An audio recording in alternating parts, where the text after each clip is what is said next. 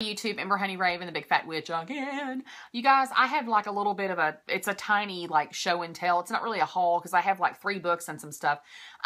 So my books are still coming in, and I told you guys in my book haul video on, I think I did it on Saturday, I think. Y'all look at this. I did not fix my hair when I went to work this morning. I literally got out of the shower, combed it, and went. And y'all don't give 2 shits about my hair, and I don't know why I'm talking about it like y'all care. But anyway, if you want to know why my hair ain't fixed, it's because I'm lazy. That's why.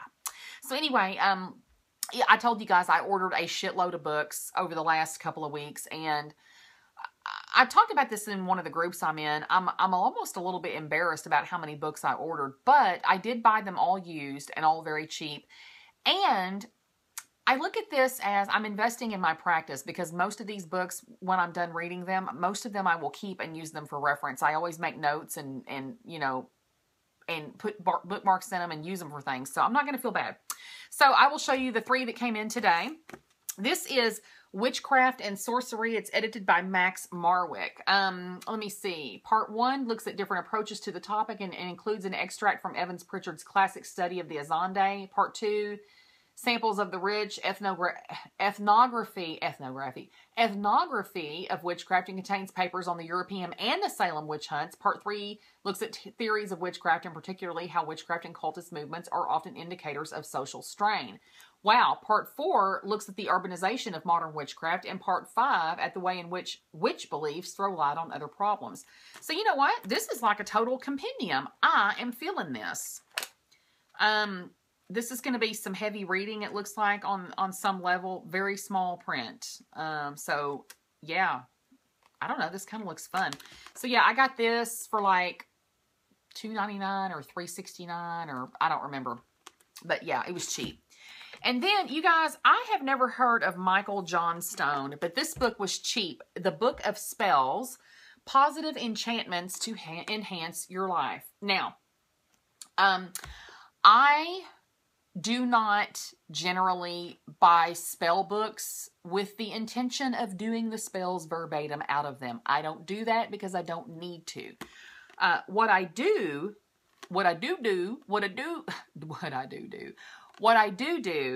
that sounds so weird. What I do is I actually look at the spell books, and I just basically see what other people do. I let it give me an opinion, or let it give me, not an opinion, I let it give me ideas about what I can do in my own. And I like to see, like, creativity wise, what people are doing. Now, I thumbed through this one just a tiny bit, and I have to say, I love the spiral binding on this. Love that. I mean, that's fun. I mean, because first of all, that bitch can lay flat, which I love.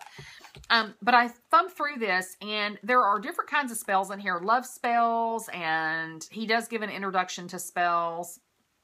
And self-healing, and money spells, and job spells, and basically everything that you would expect, you know, in a spell book.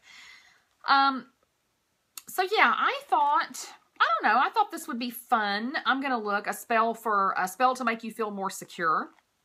And it looks like most of them in verb. Y'all, I'm so tired. I'm sorry. Excuse me.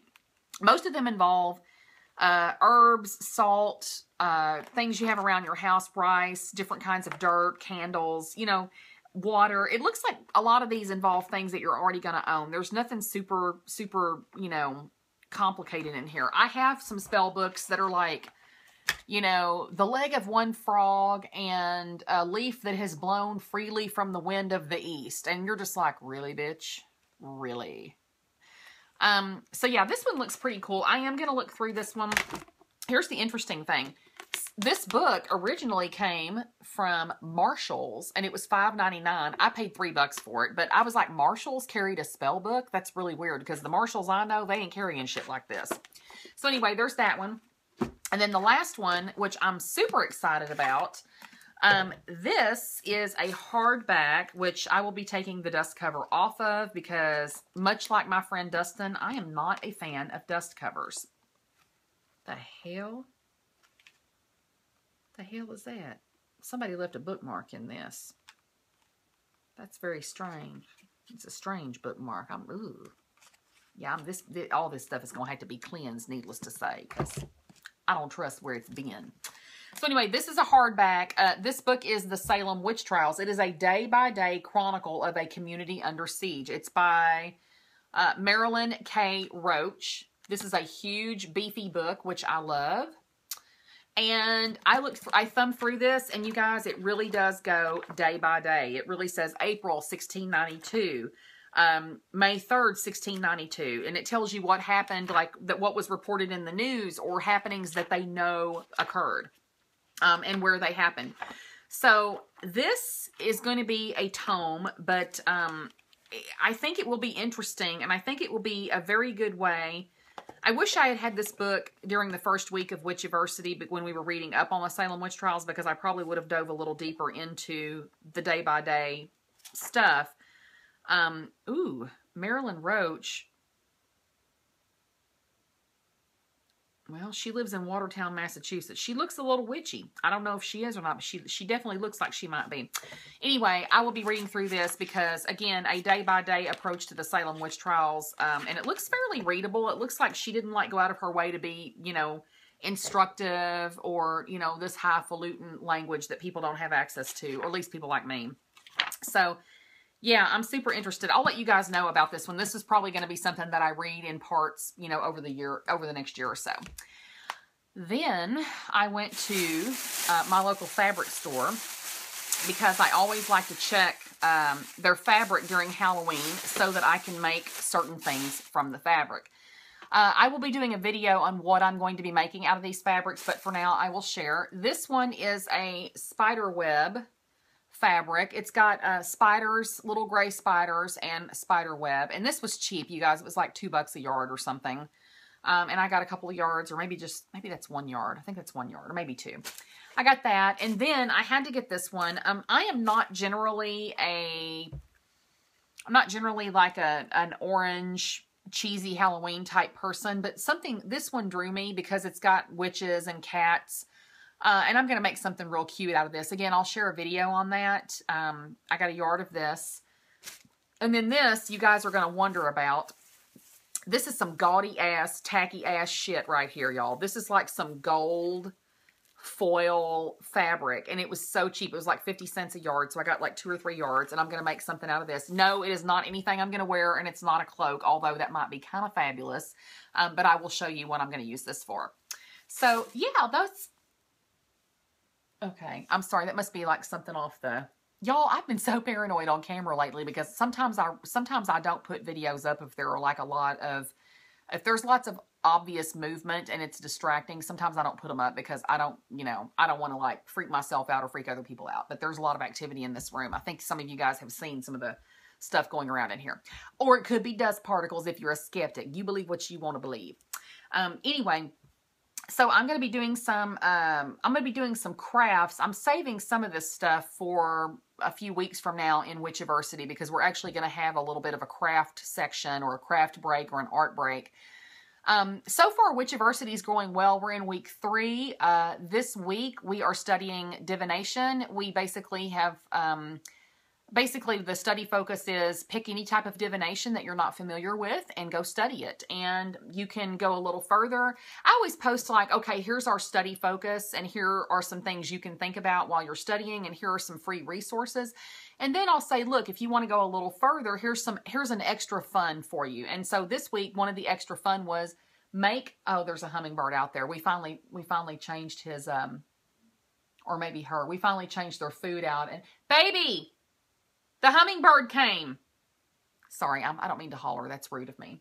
Anyway, so where was I at? Witchiversity week 3. Oh, so the extra fun is that this week we're going to make a divination tool, or you can kind of make something that goes along with your divination. So I was like, you can make a charger plate to throw your bones on, or you could make a stand for your crystal ball, or you can, some people that made runes last week, maybe you can make something else to go along with those runes that you can actually divine with. It's up to you. So I'm really trying to make it where it's not all book work, because some people really don't learn that way. I don't want it to be all book work.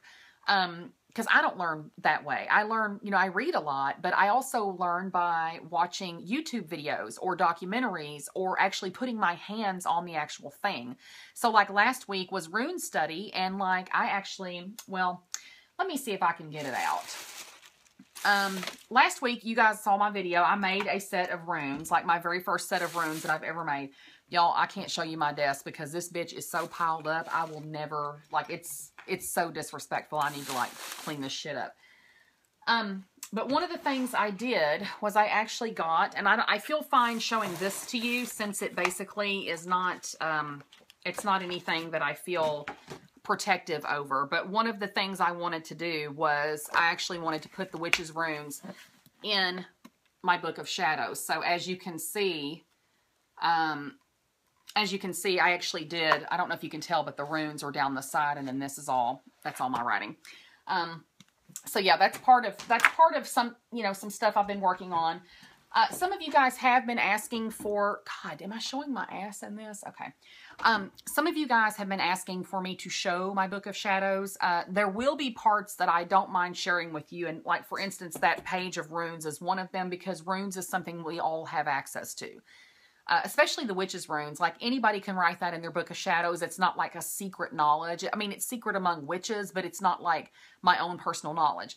There will be some sections of that book that will never be shown to anybody because they are my personal knowledge. They are my personal items. And that's kind of like your panty drawer, you know, like you guys don't want to see my panty drawer, and I don't want to show anybody my panty drawer. And, you know, you guys have your own private areas too.